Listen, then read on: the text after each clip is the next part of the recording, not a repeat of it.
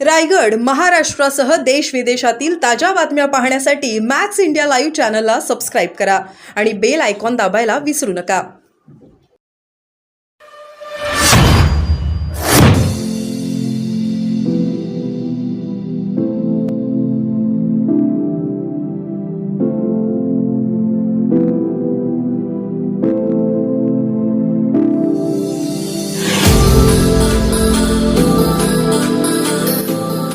जर का बघाल तर दोन आक्षेप आम्ही नोंदवलेले. काल असं नोंदवलेलं की जे बॅलेटचे जे हे आलेले ते ओपन होते, एनव्हलप सील्ड नव्हते आणि म्हणून कुठेतरी हे कॉम्प्रोमाइज होत आहे का हे दिसून येतं.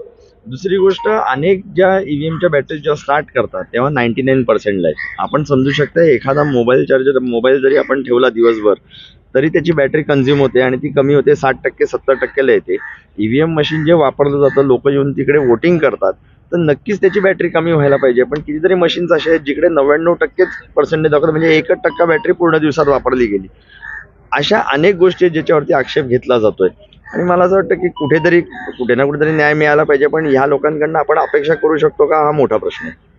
पण सर, आता यापुढची युद्ध करा अशी मागणी केली. नक्कीच, कारण की ज्या वेळेला एखादी सिस्टीम कॉम्प्रोमाइज होते त्यावेळेला तुम्ही त्याच्याशिवाय दुसरं मागणी काय करू शकता. जर का एवढ्या कॅज्युअली या इलेक्शन्स घेतले जात असतील आणि जर का ज्या पद्धतीने ह्याची स्क्रुटिनी व्हायला पाहिजे किंवा त्याची सिक्रेसी मेंटेन, कॉन्फिडेन्शियलिटी मेंटेन व्हायला पाहिजे, ती जर का होत नसेल आणि अधिकारी वर्ग हाच जर का दबावाखाली असेल. आपण बघितलं की कोड ऑफ कंडक्ट ह्याचं व्हायोलेशन वेळोवेळी झालेलं आहे.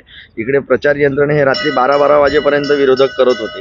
याचा अर्थ हे समजलं पाहिजे की जर का रस्त्यापासून ते तांत्रिक मुद्द्यांपर्यंत सगळ्या गोष्टी कॉम्प्रोमाइज आहेत, तर नक्कीच निवडणूक स्थगित करून नवीन निवडणूक. लोकशाहीमध्ये खऱ्या अर्थानं मतांचं विभाजन होणार का?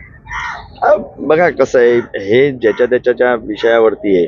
आपण आत्तापर्यंत जर का बघितलं तर हे लोक अनेक मुद्द्यांवरती असे बोलू इच्छितात की बाबा काटेंगे बाटेंगे ह्या सगळ्या पद्धतीची जर का भाषा येत असेल.